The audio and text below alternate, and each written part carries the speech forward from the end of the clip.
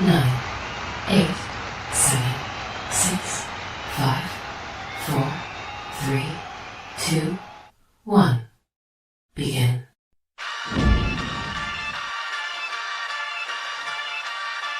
In the city of Philly, where the birds take flight, Eagle swag on the rise each and every night. Tone and Markus got the scoop ready to ignite. From the lanes of South Street to the Broad Street lights, dashing like a running back, hitting every play. Fly guys in the zone, never led astray. Talking touchdowns, talking game day. Huddle around the mic, hear what they gotta say. I like an eagle soaring in the sky. Tone and Markus always standing by, bringing their heat, call it do or die. Philly squad, hear the battle cry. Fly like an eagle soaring in the sky. Tone and Markus always standing by, bringing their heat, call it do or die. Philly squad, hear the battle cry.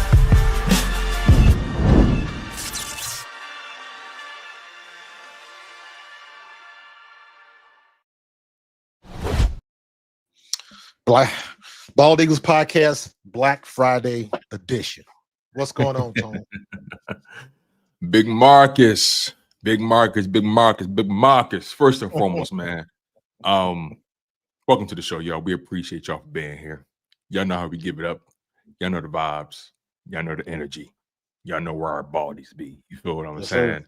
I feel good, Markus. I feel good. I slept pretty well. Ate good yesterday, Eagles, Bears, Black Friday edition, like you said, big game. A lot of football happened yesterday. A lot of football happened that directly correlates to the Eagles' path to the playoffs and throughout the NFC. But nonetheless, man, I feel good. I feel good about this game. We talked about it very briefly off air. But before we get too deep into the nitty-gritty when it comes to this Philadelphia Eagles team who's been giving us aneurysms throughout the season. How was your Thanksgiving, man? You sent me a couple pics and videos, man, about when it came to that brisket, and I feel some kind of way. I'm trying not to take it personal because you my man, you my OG. I lean on you a lot, but I feel like you violated me. So just walk me through your holiday, walk me through your Thanksgiving, walk me through the spread. Just try not to hurt my feelings while you at it, though. Let me just say this: everything was great. The brisket came out phenomenal.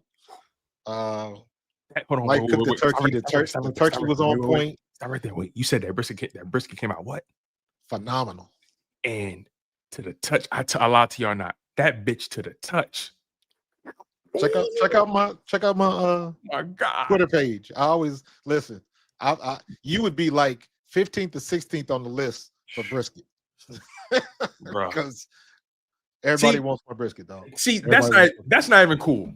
That's not even cool, man. I'm just keeping it real with you, man. The brisket is in demand. Listen, let me be honest with you.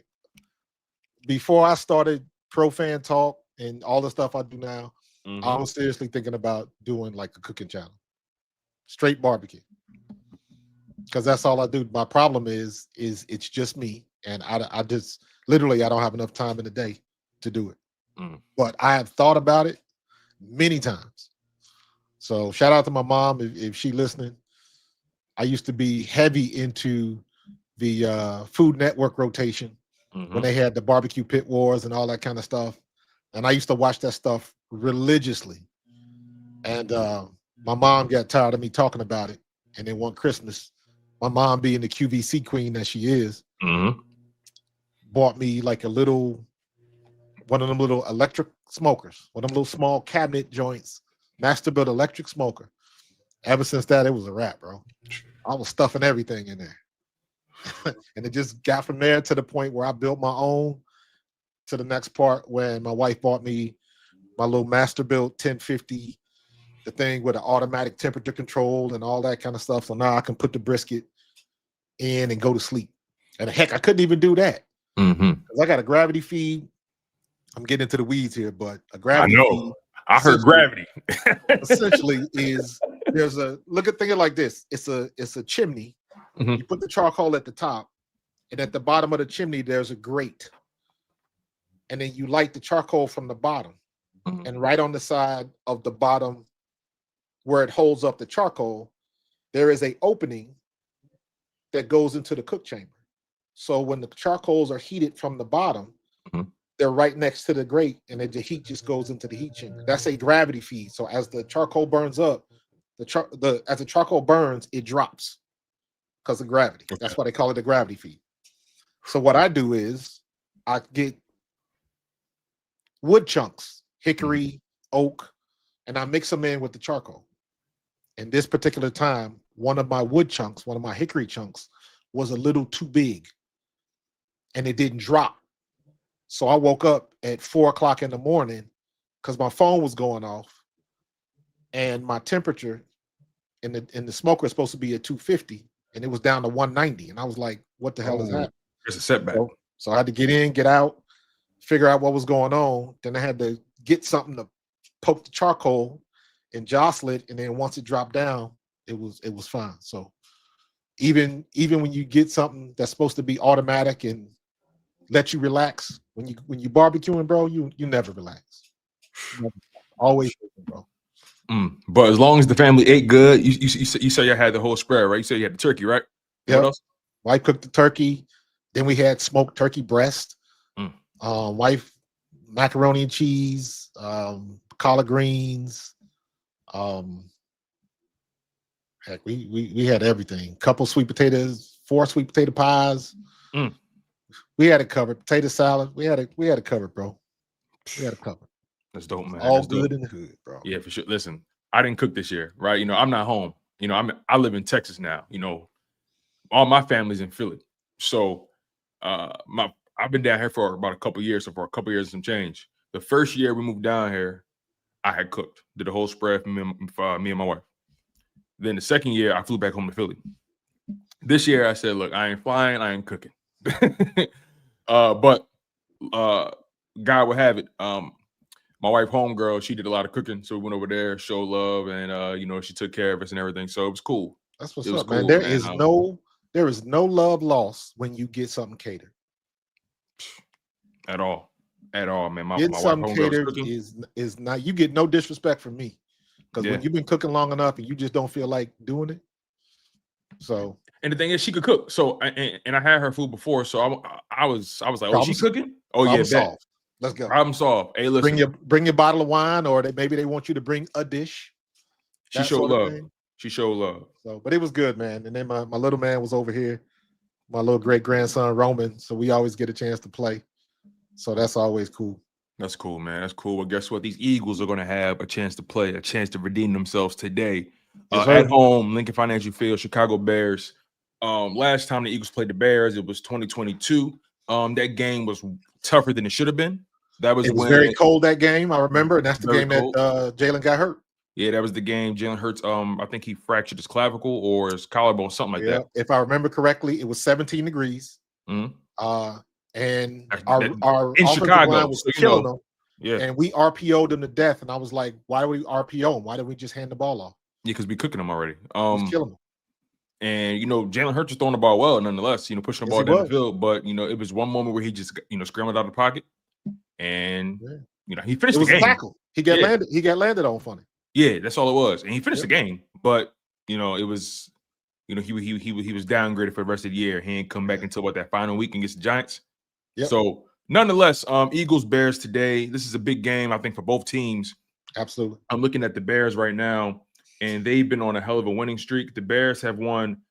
What is this? They've won 8 of their last 9, which is really, really good. The only team they've lost to is the Baltimore Ravens.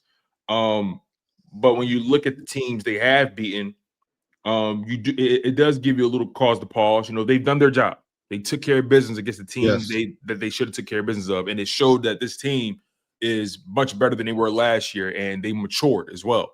Right? I think signs of a mature team is beating the teams you're supposed to beat. Yeah, and also being in the Philadelphia area and understanding what Philly is like. Mm-hmm.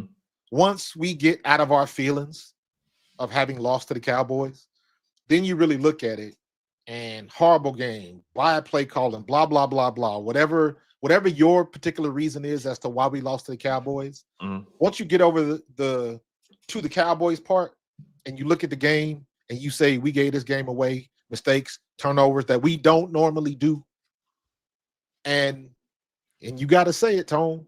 I think you mentioned this last time. As much as we are not liking what Patullo is doing with the offense, we were still winning, and that's the bottom line. As bad as we look, we still winning. And like I said before, we still got what, 5 weeks? Still got 5 weeks to be better. Let's say they don't even get it. Let's say we ain't even clicking on all cylinders yet. Mm-hmm. Can we be better than we are now in 5 weeks? Not the best, but better. It's possible. Here's how I look at it, though. Here's my logic. Okay. If right now we're still doing what we got to do, if right now we're still losing games by our fault, if we're losing games like that, if we could just be better, I think we will approach being a head above everybody else. Not head and shoulders. That requires playing with consistency. Mm-hmm. But if the offense can just be better, I think we'll be okay. And I think better is a hell of a lot closer to being elite like we were last year. There's not a single loss on the schedule where I say to myself, oh, damn, like they got us. That Giants loss, I still even feel like they gave that game away because in the halftime, going in halftime, it was only down, 4 points, something like that? I agree. 3 points. So it wasn't like but then turnovers and misses, just lack of execution. Like, nonetheless, though, Eagles 8-3, Bears 8-3. Yep. Yeah, Eagles 8-3, Bears 8-3. And I think Fanny said something pretty interesting here. She says, history teaches us that we can't always go by who they've beaten. And you're absolutely right about that. It's a week-to-week league. And, sometimes, at least for myself, I bring it up as just a way to tell the tale of the tape. Yes. You know what I'm saying? I think it's important to bring up their competition only because you're only as good as who you beat. And I think it still is a feather in the cap for them to have taken care of their business against teams who should be inferior to them. Because even last year, I thought the Bears were better than what they showed. Absolutely. I thought the Bears were way more talented than what they showed last year. You know what? Caleb Williams is the reason 85 to 90% of the fans and the media should just shut the hell up. Because he could play.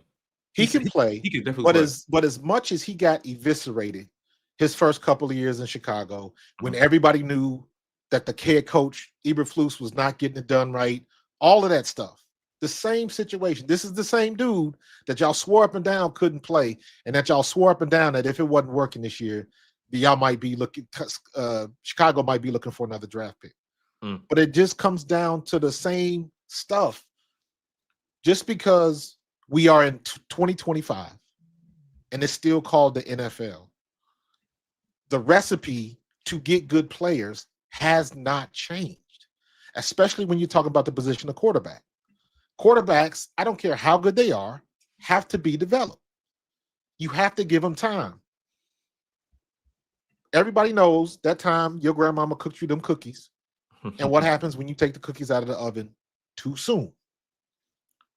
They still warm, they still gooey, but they made you sick. You got to let them cook, and you got to let them finish. Nobody in this league anymore wants to take the time because all teams want it now. We are very impatient. Fans have selective amnesia, even here in Philly. And I like using Philly because Philly is like the ultimate microcosm of fandom. And we also got to keep in mind that a lot of fans, like Philadelphia, has been really dominant the past few years, and there's a lot of new fans too. So I lost you. But like, there's a lot of new fans in Philadelphia that we have to keep in mind that it's just par for the course, right? When the team is doing well, more people care, more people want to watch, more people buy jerseys, more people start betting on them, and like it's just it's just the lay of the land and it comes with it. And then you sprinkle the fact that it's Philadelphia, like you said, it's a hard city to win in. It's a hard city to keep happy. It's the kind of city that's going to always hold you to the fire. Let's separate that real quick. I will push back. It is not hard to win here. It's hard to satisfy the fans. It is not hard to win here. The degree of difficulty to win games is even across the league. Now you sprinkle a little bit. You sprinkle a little bit of plus and minus depending on who you got, who's already your quarterback, what your GM does, his history, things like that. But at the end of the day, it's not hard to win. Now, once the pieces get there, cultivating and keeping your culture and getting a winning franchise, that is the hard part. And I don't want people to confuse the two. We got all of our pieces in place trying to win. So I disagree. It's not hard to win here. It's just that when we don't, everybody got an answer as to why we didn't. And most of the time, those answers are not the obvious. I see what you mean. I like how you frame that. I received that. You know, I think overall, though, when you think about the way the Eagles have played this year, very up and down, very Dr. Jekyll and Mr. Hyde, very two-faced. You feel what I'm saying? They've been a hard team to get a beat on emotionally. That's it. It's hard to figure out why we're losing. It's really difficult to figure out what's going on with this team right now. And then once you figure it out, because again, it's obvious, at least to us. And Occam's razor. Sometimes then you mad. Why can't they see this if we see this? Sometimes the simplest solution or the simplest answer is the right one. Correct. And the offensive line has been inconsistent. They've been better in pass protection. Let's give them that. They've been better in pass protection. I will give them that. Because I remember when the season first started, they was funny money there. But they got better in pass protection. But in run blocking, which is their strength, and you would think run blocking is easier for offensive linemen than pass pro, they haven't been able to get that together. And you know, run blocking, it's a lot of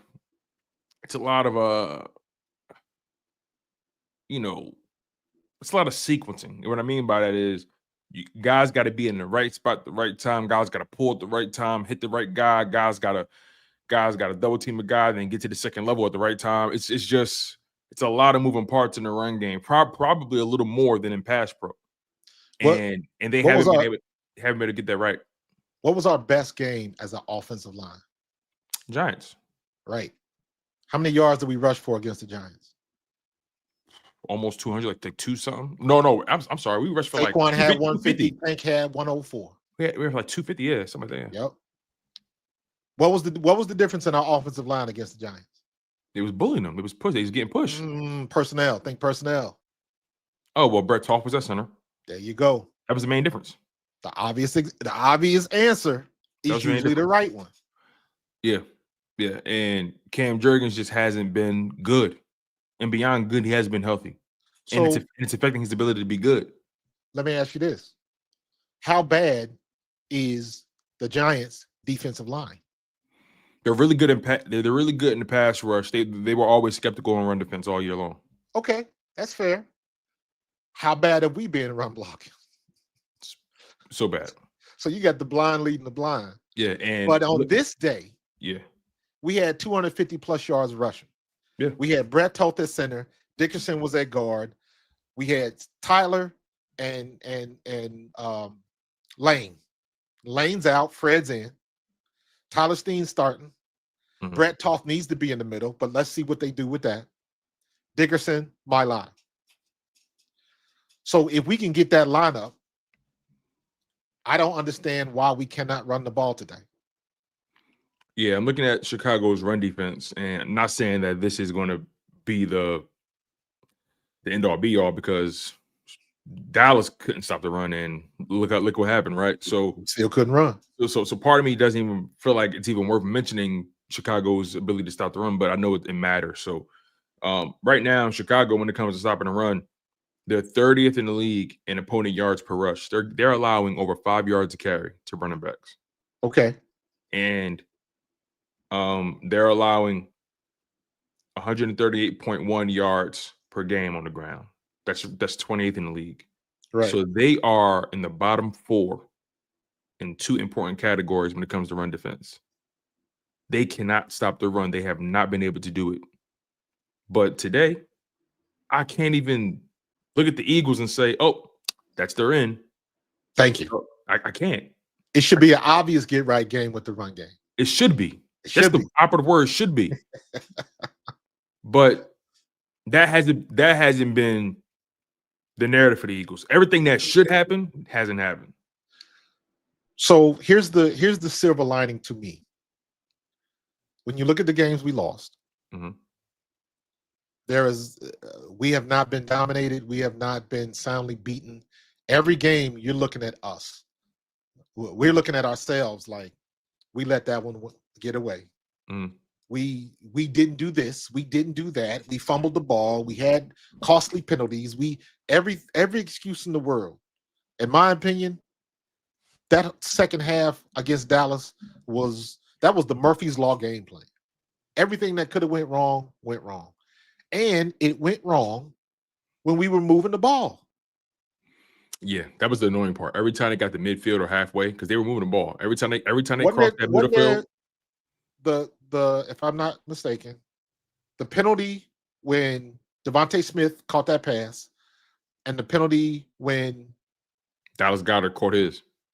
Right. So so now that's 3.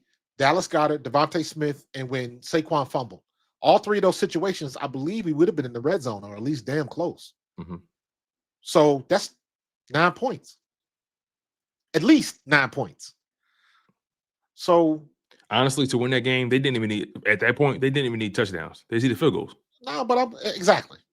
And I'm looking at it from the standpoint of every time you have an opportunity to put points on the board, now let's do it.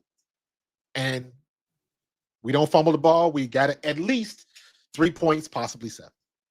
We don't get the penalty, at least 3 points, possibly 7. So I look at it from that standpoint. Then I'm like, okay, in practice this week, you know what they talked about. You know what the conversation was. If you don't know, let me let you in on a little secret. They looked at that tape of the Cowboys game, and I'm gonna guess that they was fussing and cussing in the meeting sessions. Like, we did this to ourselves. We can't do this. We can't every time. How many times did they run the playback when Saquon fumbled? How many times did they run the playback when AJ jumped off sides? How many times did they run? How many times did Zach Bond look at that drop pick that would have basically sealed the game for us? How many times did they look at them and like, why did all of this happen this game? How many times, how many awesome interceptions has Zach Bond had? So that was the easy opportunities that we had to really dominate. Right here. He threw it right to him. It hit him dead in the hands. The opportunities we had to change the tone of this game and actually dominate the Cowboys in Dallas, and we dropped the ball. Yeah, literally and figuratively. Yeah. So today, we won't. You're going up against the Bears team that's confident. They're 8-3. They're feeling better than ever. They believe in their quarterback. They know their defense is suspect nonetheless, but they're a team that's, I would say, they're coached pretty well. Ben Johnson has that offense playing pretty well. DeAndre Swift has kind of fallen out of favor. He's kind of fallen off a little bit these past few weeks for them. He started off strong, but kind of tailed off a little bit. But this Bears team, even in pass defense, they're not even one of the best teams when it comes to pass defense either. They're allowing quarterbacks to complete over 68% of their passes. That's 20th in the league. They're allowing quarterbacks to average over 7 yards per pass. That's 27th in the league. They're allowing 224 passing yards per game. That's 21st in the league. Their defense hasn't been the best. So this is a team that you should be able to pass on. You should be able to run on. Correct. Should. Should. Got to play the game. That's the word of the day, y'all. Should. The only thing that concerns me today Mhm. is, for some reason, it just makes me think that, as fate would have it, C.J. Gardner-Johnson gonna get a shot on Jalen, Mm. and I don't want to see that because he gonna be head hunting. Oh, for sure. He's motivated. So He's motivated for sure. Yeah. Here's where I look at Kevin Patullo, and you got to say, okay, you got a former player that's going to be overzealous, because we all know how he is. Mm-hmm. So I'm looking at this like, yo, this is double move city. This is double move city, because C.J. Gardner-Johnson is going to be headhunting. He's a highly aggressive player for sure. And we can use that to our advantage. This is you can't say Devontae Smith because he's not playing today, right? No, he's playing. He's playing? Yeah, he's playing. He was a full practice participant yesterday. That- He's been dealing with the shoulder, chest, and an illness. Yep. So yeah. But now, how effective he'll be, that's the question. But I think they need to do what they did last week. Feed AJ. That offense was cooking with AJ. Like, everybody feeds off that. Yeah. Everybody was feeding off of it. When And AJ guess was what? eating, you saw Smitty getting his, and it's not impossible. It's not. The only thing about this team, about this offense that's really not clicking is Saquon Barkley. Because statistically, Jalen Hurts is having a great year. Yeah, but it's funny because I hate when people say it like that, because that I'm sorry, not Saquon. I'm not trying to say Saquon's not doing his job. game. I'm trying to bring it back to the offensive line. Offensive line, yeah.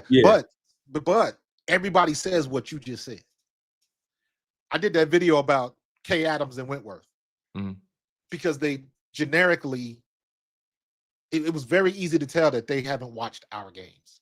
What they've watched is highlights of our games. And I was upset because I'm like, Wentworth, you're one of the best offensive linemen in NFL history.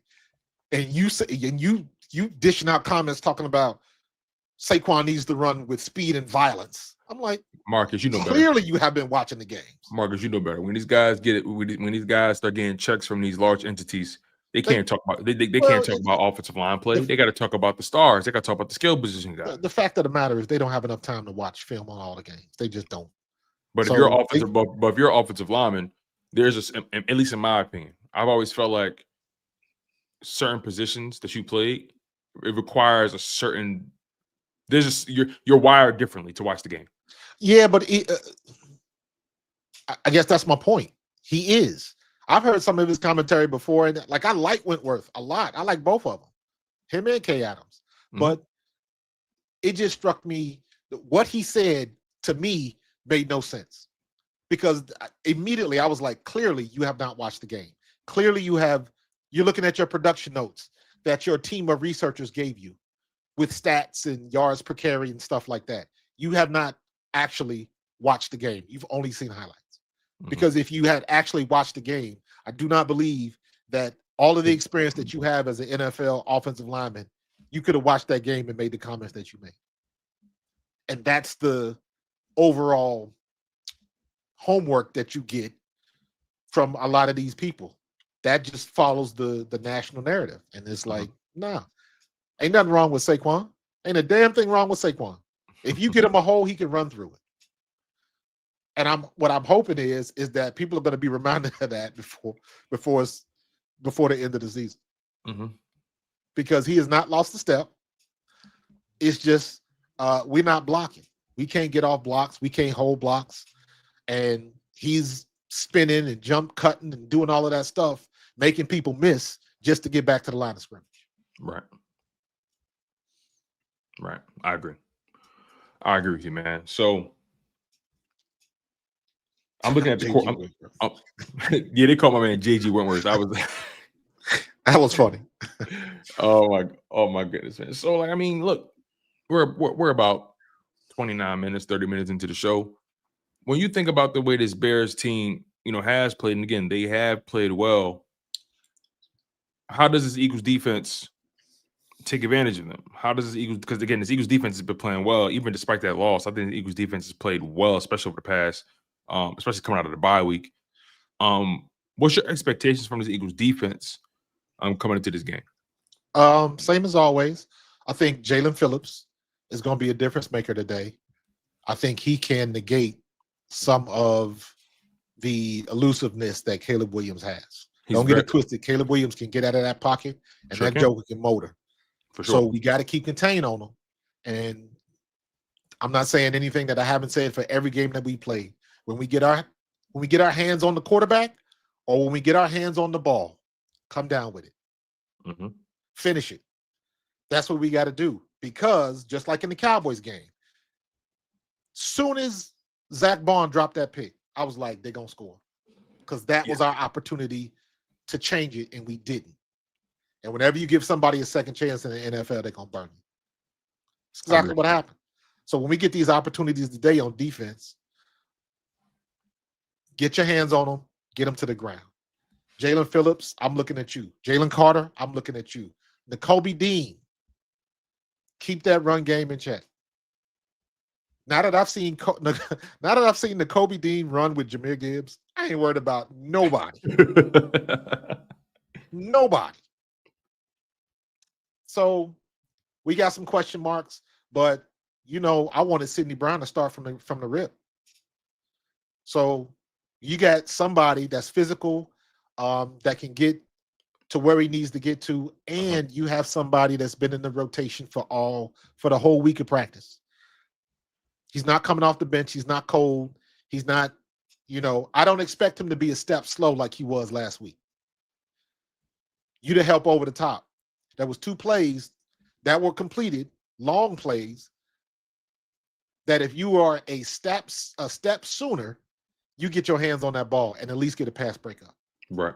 But that one step, that half a second of thinking, or that half second delay of recognition, is the difference between incomplete and complete. That's the difference between points and no points. And we can't make those mistakes anymore. So he's got a week of practice. He'll be ready to go. Yeah, this is his opportunity. Andrew McCluba is done for the year. Most likely he got surgery on that ankle, so we're not going to see him. Now the Bears, they got some guys back. Now I don't know if they're going to be active for the game, but let me just make sure I double check this real quick, because I think they got their cornerback Jalen Johnson back, and I think they got. Let me make sure I got this right here. All right, yeah, Jalen Johnson was activated off injured reserve, and he remains questionable on Friday's Week 13 game against the Eagles. Now I don't know if it's about the practice window. I don't know, but. And also Kyler Gordon, another corner, was activated as well, but they're both questionable coming off of injured reserve. Now, it's a short week. I don't know what the odds are that they play. They may not, but they were just activated off IR.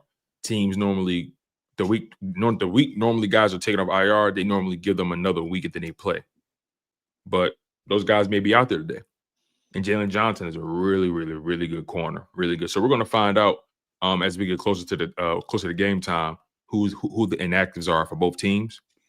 I don't know if you saw Brenton Covey was activated as well. He was elevated to the practice squad. I'm good with that. I'm totally content with that. He should have been out there the moment they signed him back. One thing about Brenton Covey, he's never fumbled that rock. Nope. I had a question for you. Yeah, go ahead. 4 weeks ago, mm-hmm. would we have been worried about a healthy Chicago Bears team? 4 weeks ago? 4 weeks ago. Okay, what happened 4 weeks ago? Let me look at the schedule. I'm asking that from the standpoint of that's the bye week. So the reason I say 4 weeks ago, I'm saying go back 4 weeks before Chicago had all these injuries. Whatever they're dealing with, just say Chicago had a strong team. Chicago, everybody's healthy for Chicago. 4 weeks ago, would we have been worried about them? No. The funny thing about it is, I'm being honest with you, Chicago, out of all the playoff caliber teams that the Eagles were going to play coming out of that bye week, the Bears were the team I was worried about the least. Right. And I'm saying it from the standpoint of, have we ever been worried about Chicago like that? No. Shout out to Tony Rock like that. Nah. But again, won eight of the last 9 games. It's not even about. See, the thing is, and I think you understand this. It's not even about Chicago today. It's like when it comes to the Eagles, it's never about the other team for me. It's about them. But it's about the Eagles showing up and doing what they got to do. Because I know when the Eagles are doing their job, nobody fucking with them. I say the same thing differently, but you're 100% correct. Like it's never been about the opponent for me. Never has. Never has. But this season, because they've been so inconsistent, I'm thinking about opponents more than I would like. Yes. And I'm thinking about the Eagles in ways I don't want to think about them more than Rightfully I would so. like. So this is the bed this is the bed they've made. And they, in my opinion, here's as far as my benefit of the doubt goes. When them playoffs start, I know a switch flips for that quarterback in that midnight green. There's one thing I do know. And I heard Chris Collinsworth say something over the past few days. And I don't know how much stock you put into it. I've always been funny about statements like this. And I've always been measured about them because I don't believe it wholeheartedly. I think it's weird to, let me just tell you what he said. He essentially said, I got to be honest with you. I got a feeling the Eagles are just pulling their punches to the playoff start.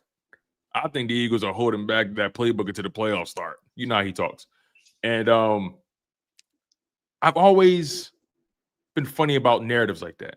Teams holding back while they're preparing for an opponent or holding back in season until they get to a certain point in the season. I've always been weary about that notion because I don't think teams go into any matchup trying to hold back or trying to reserve plays. I don't know. You tell me, you played the game before, but what's your thoughts on Chris Collinsworth's statement about the Eagles potentially just kind of playing possum until they get to the playoffs because they're so good and they know they could beat teams without even pulling out their whole, you know what I mean? So what's your thought?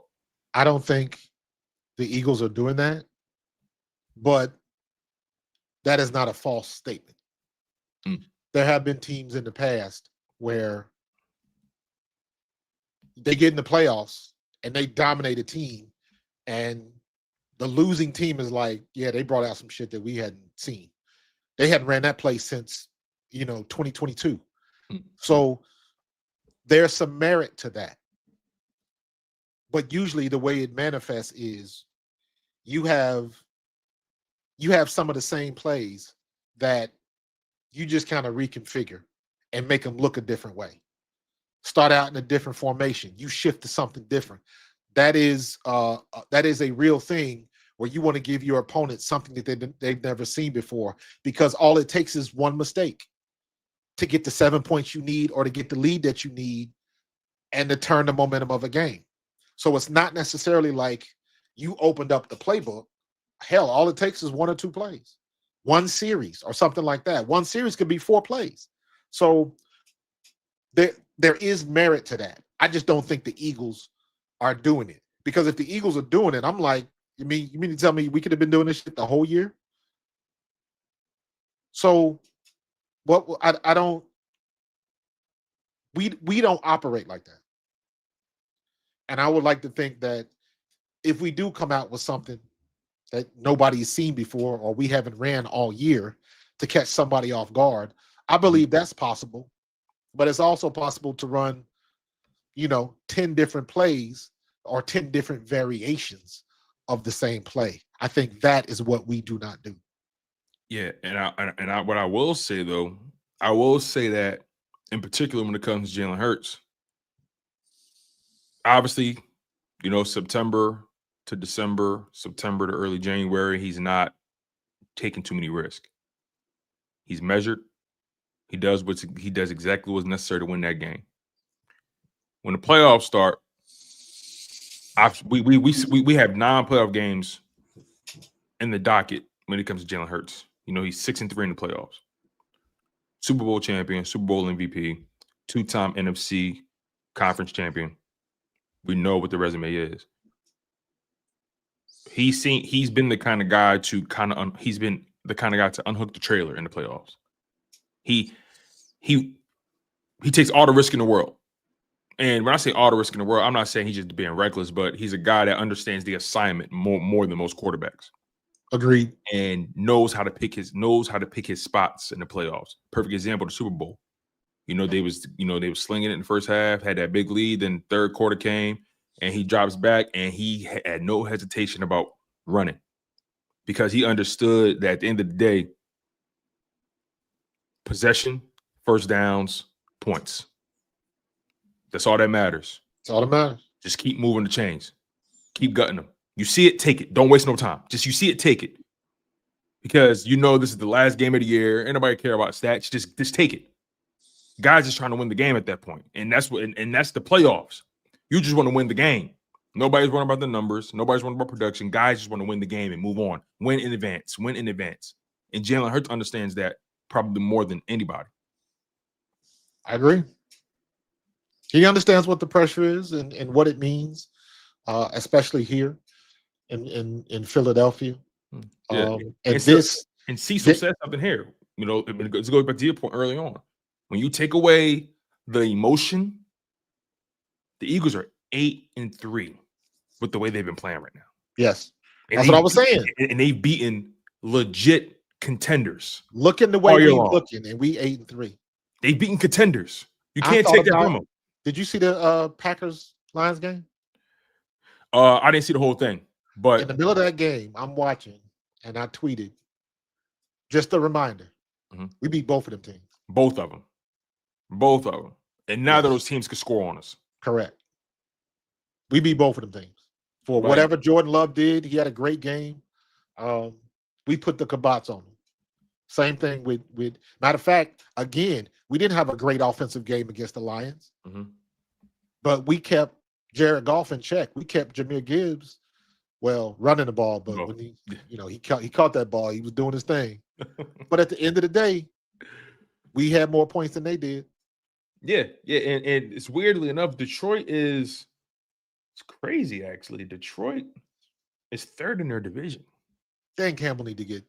I don't say he need to be fired, but he needs to go ahead and get an offensive coordinator and run his fourth down calling is costing them games. They're 4-4 in the conference. They're 1-3 in their division. Yeah, they're 7-5 on the season. Yep. I wouldn't have thought Detroit had 5 losses this year, but what I've been saying even before the season started, I was like, yo, Detroit, they really not like that.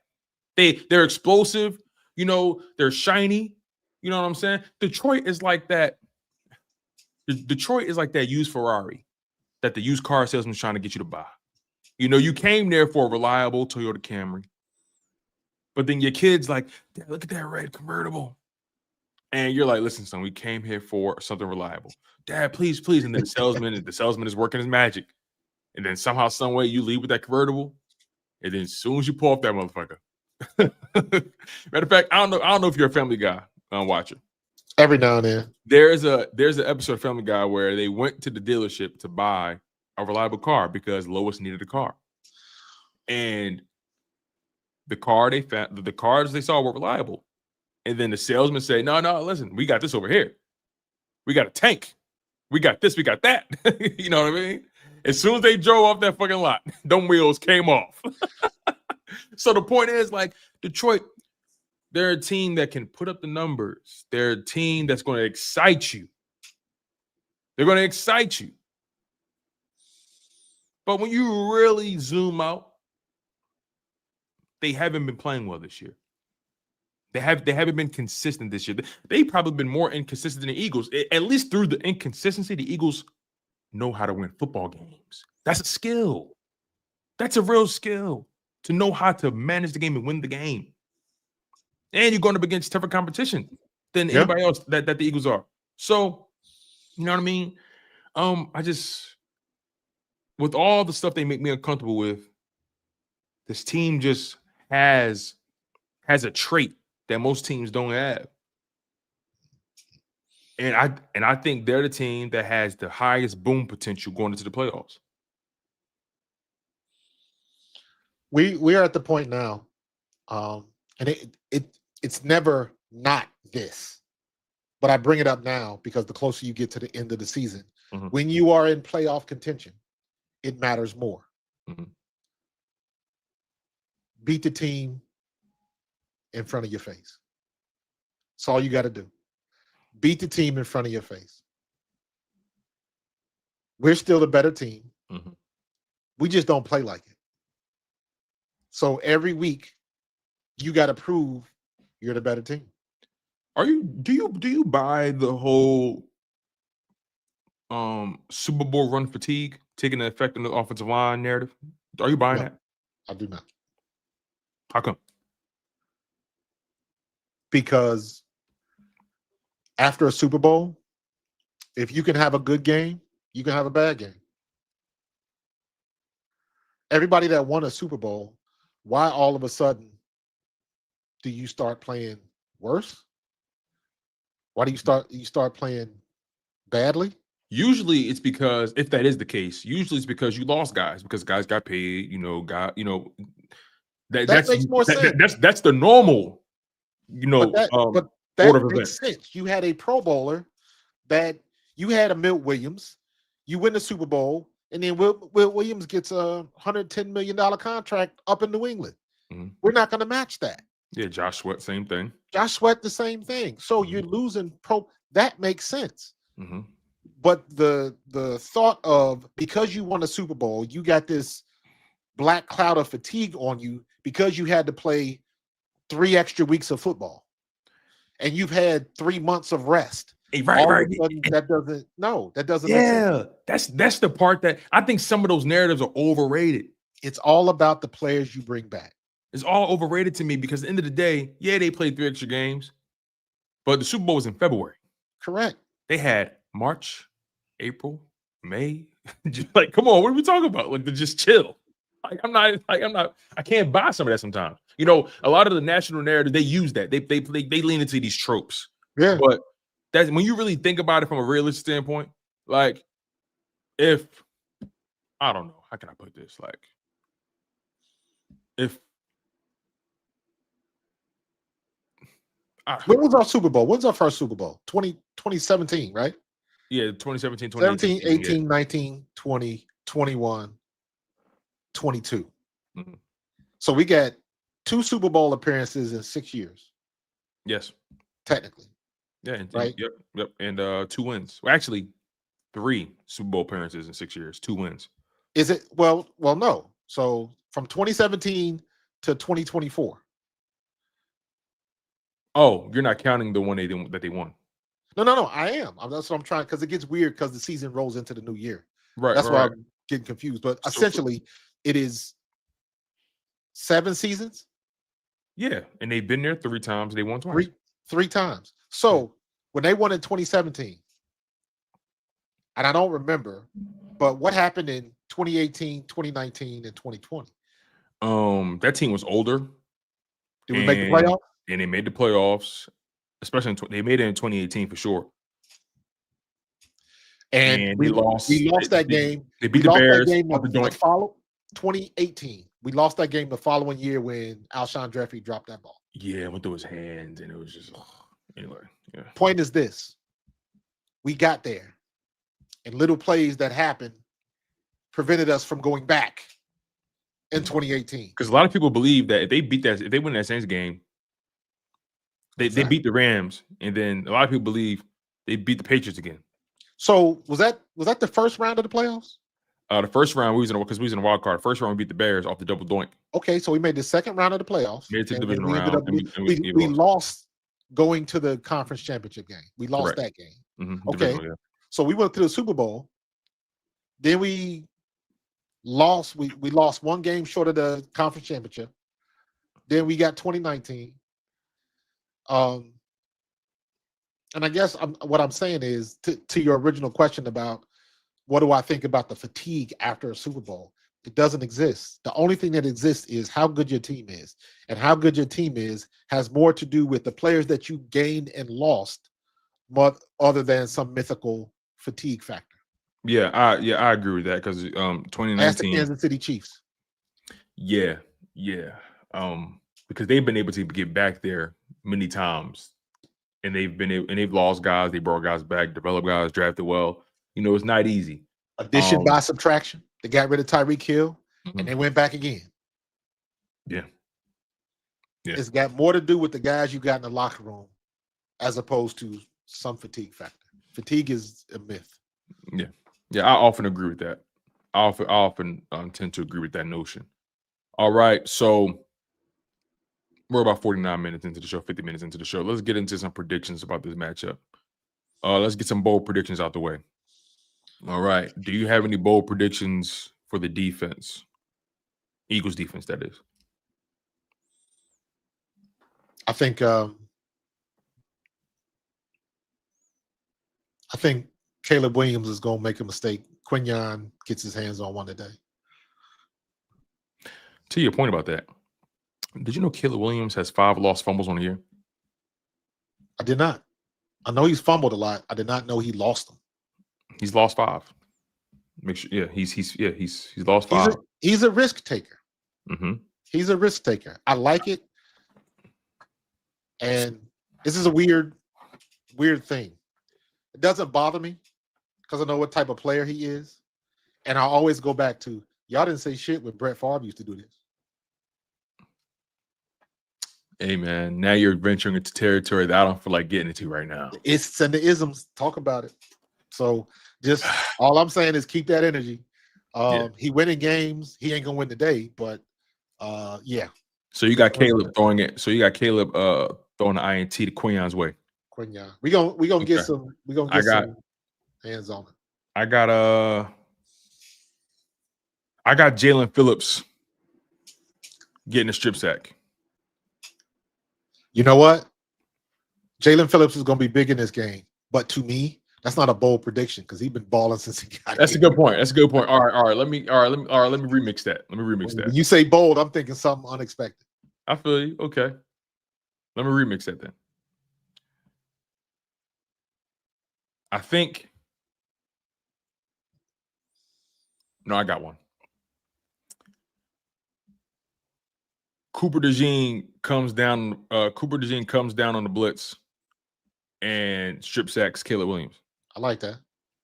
Now that's bold. That's bold. Because they try not to blitz him too often. Yeah, they do. But when he does, I think Coop gets a strip sack. I like this by Jarhead. Covey gets a return punt for a TD in his first game back with the Eagles. I like that. That's interesting. Like that.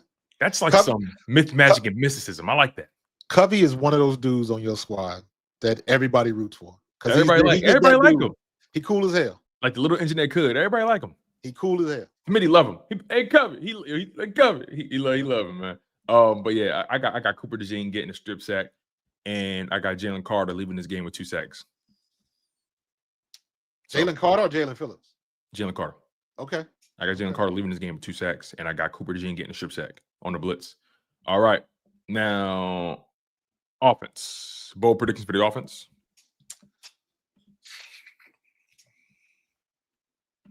You can say it. Saquon goes for 100 yards. I want to, but every time I say that, man, I end up looking at this offensive line. I'm like, come on, man, y'all got to figure this out, bro. And you know what? To me, it all comes down to who they're gonna start at center. Bro, you know Cam Jurgens is starting at center, man. You know he is. Then I'm gonna put it on AJ. You know what? No. Dotson's gonna have a day today. Really? Han Dotson is gonna have a day today. What you thinking? He's the unexpected one. Because he gets a lot of like 20+ yard catches. Like he's that guy. He's a Jahan Dotson gets a touchdown today. I like that. A deep ball touchdown. Ooh. I like that. Okay. All right. For me, Tank Bigsby takes it to the crib for a 20+ yard touchdown. Everybody wants Tank Bigsby to get carries, man. No, what I'm trying to say is like when he does get an opportunity, I think he's going to take advantage of it. No. He's going to get runs. But I am of the belief that he needs more touches. I am of that belief. Here's what frustrates me about that. And it's not about Tank Bigsby. It is the fact that the way he runs the ball. Now, this is me with my running back perspective on. Mm-hmm. The reason why Tank Bigsby has been so successful is because he's got a one-plant cut. He bounces out, he commits to it, he goes full tilt, and he gets what he gets. Why can't we schedule that? Why can't we schedule that with Saquon? Why can't we schedule that with Saquon? I don't know, man. That is something that you do in practice. Wish I could tell you. We know what they're going to do. We know they're going to pinch. Look to bounce it outside. You can even set up blocks for that to bring everybody inside. There's so many things you could do with that. Tank Bigsby is like, screw that. I'm out. Catch me if you can. And even most of the long runs, the big runs for Saquon this year, he's bounced it outside. Saquon is playing soldier because he's trying to hit the hole where it's supposed to go. He's trying to run the play the way it's meant to be run. So we'll see. But I want to see Tank get more carries too, because I know he'll bounce it outside. So let's make it happen. Okay. But if Tank is doing the same thing that he's been doing, and he has another 104-yard game because he keeps bouncing plays outside, to me, that looks good, but that's not a good look for our offensive line. But I'll take it. Let me ask you a question. If, let's say the Eagles win, but they throw up a stinker offensively, do you think Howie and Jeffrey Lurie got to make a decision? Depends on how they stink. Last week wasn't a stinker. Last week was shooting yourselves in the foot 3 or 4 times in the second half. The offense was moving. But when we got in the position to strike, we gave up the ghost. So if we are, let's get specific. If we come out second half or whenever, 3 and out, 3 and out, 3 and out, 3 and out, 3 and out, 3 and out, 3 and out. And you're looking like, why can't we complete a pass? Why does Jalen Hurts have 90 yards in the first half? Why do we have 100 yards in going into the fourth quarter? If it's one of those type of games and Saquon still only has 30 yards for the game, then yes. Howie Roseman, I'm looking at you because you gotta pull the switch. I know you don't want to, but this is why you get paid the money. Because clearly it's not working. And clearly you showed that you can do that with the whole Matt Patricia thing. You showed that it can be done. Now, we are taking a lot of license in saying that. Even going back to the Matt Patricia situation, because you don't know what was going on behind closed doors. Sean Desai may have said something about Jalen's mom or something. I don't know. You know what I'm saying? I'm just saying it could have been something. I don't know what it was. But for them to go outside and bring in Matt Patricia and just disrupt and turn that whole defense upside down when they weren't playing good anyways. They couldn't tackle. Yeah. You know what? It very similar to what we're dealing with now. Everybody wants to say that Saquon has lost the step. Saquon has got to get the game going. It's not on Saquon. Yeah. It's the offensive line issue. Just like back then, Sean Desai was fine. The defense couldn't tackle. So you can't blame it. You can't blame it on your defensive coordinator that the professional football players that you pay a lot of money to forgot how to tackle and wrap up and do baseline football moves that should be a prerequisite to every team in the league. That's not Sean Desai's fault. There's not enough dummy drills that you can run during practice. You either want to do it or you don't. That's why Slay got mad at Seth when he said it during that season. You either want to tackle or you don't. Very simple. Correct. Right now, we are in a situation a little bit different because we see the difference that Brett Toth made at center when Jeff Stoutland made the move. So what I'm looking for today is Cam Jurgens, if you are starting, once again, I got expectations, bro. And if you are not living up to the expectations now, unfortunately, and I don't want to do it because I love that man to the nth degree, I got to shift my focus to Jeff Stoutland. Because if I see it, You see it, and you watch a hell of a lot more film than I do. He's not. And you are an expert in your craft, sir. So you cannot tell me that you don't see what's going on. You can't just wait. If you leave it like it is, that's on you. Unless Brett Toth is injured and we just don't know about it. He ain't injured. He not hurt. That man didn't. He ain't hurt. I'm just saying. You're right. At the end of the day, you see what's going on. You see it. You gotta see it. You see that this man is not playing well at all. In fact, he is the reason why this shit is folding on itself. And if it's an injury, just say it and deal with the injury. Your grit, sit him down. Sucking it up is not working. Sit him down. Like, stop waiting for it just to change magically. It's not going to change. He's shown you. We have a large sample size. I saw some people in the chat. You about to say third or fourth person that said that they didn't activate Willie Lampkin. Oh yeah, he's done for the year because of that. Yeah. That would frustrate me if I was Willie. Yeah. But the best thing about that is he get free money. Yeah. Yeah. It's just you. Well, listen, we've waxed poetic about it. We beat the dead horse.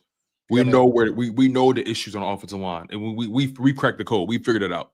It's inside out. Yeah. Simple as that. All right, we got our bold predictions out the way. Score predictions. What you thinking? Score predictions. I'm looking at you know what? I think our defense is gonna remind folks who they are. Eagles 31-10. I'm with you on the Eagles defense showing up. I don't got the Eagles putting up 30 in this game just because they haven't been able to do that much this year. Now's the time. So I got the Eagles winning this game.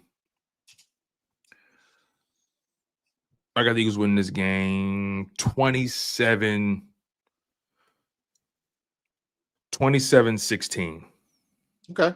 27-16. That obviously means the Bears score 1 touchdown and they kick 3 field goals.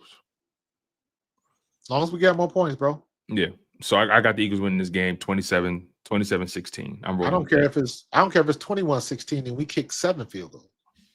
As long as we got more points, bro. Yeah, I feel you on that. I feel you on that.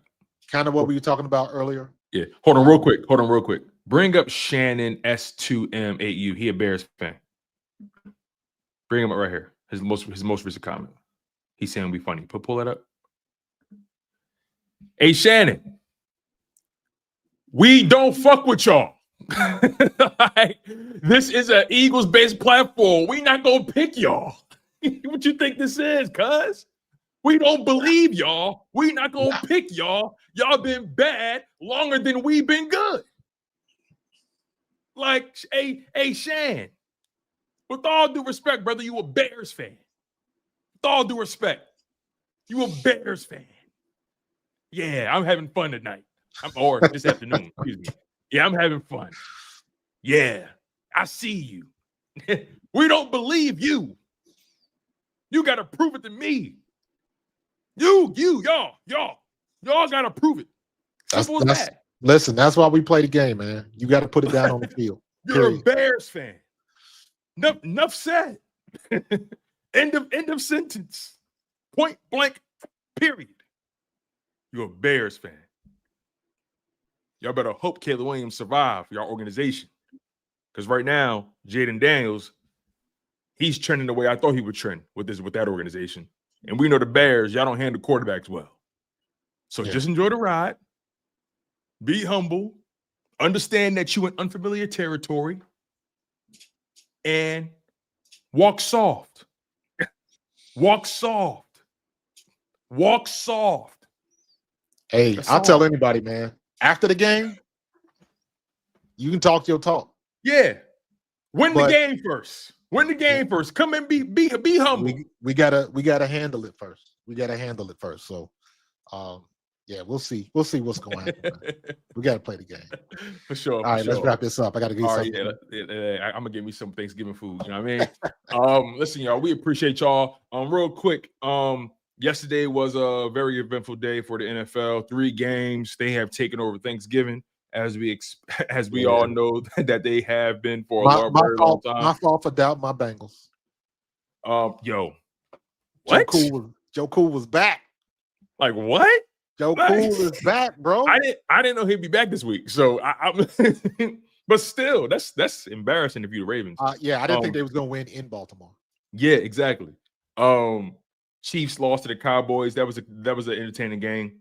Yeah, I was angry about that. Yeah, that one kind of blew me. And then Packers beat the Lions. Like we told you, the Lions are frauds, man. All right. Nonetheless, that's the show, you guys. We appreciate y'all. Make sure you guys subscribe to both channels. Subscribe to Pro Fan Talk. Subscribe to Chuck It Up Sports as well. Starting at 2:45. Okay. So I'll be doing a live watch. So I'm telling everybody, watch the game, but have me up on your phone. So when you want to bitch, moan, and complain about Kevin Patullo's offense, you can do that in a live chat. Sure can. Sure can. Man, we appreciate y'all so much. Again, make sure you guys lock in on Pro Fan Talks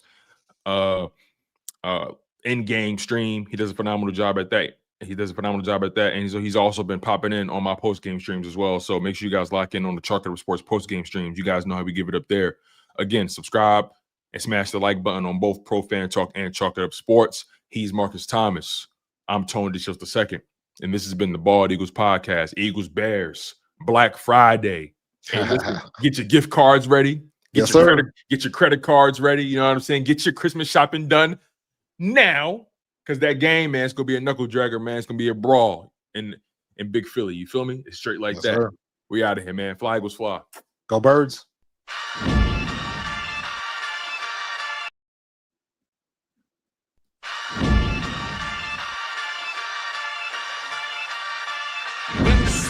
Philly, where the birds take flight. Eagles swag on the rise each and every night. Tony Markus got the scoop ready to ignite. From the lanes of South Street to the Broad Street lights. Dashing like a running back, hitting every play. Blind guys in the zone, never led astray. Talking touchdowns, talking game day. Huddle around the mic, hear what they gotta say. I like an eagle soaring in the sky. Tony Markus always standing by. Bringing the heat, call it do or die. Philly squad, hear the battle cry. Fly like an eagle soars in the sky. Tony Markus always standing by. Bringing the heat, call it do or die. Philly squad, hear the battle cry.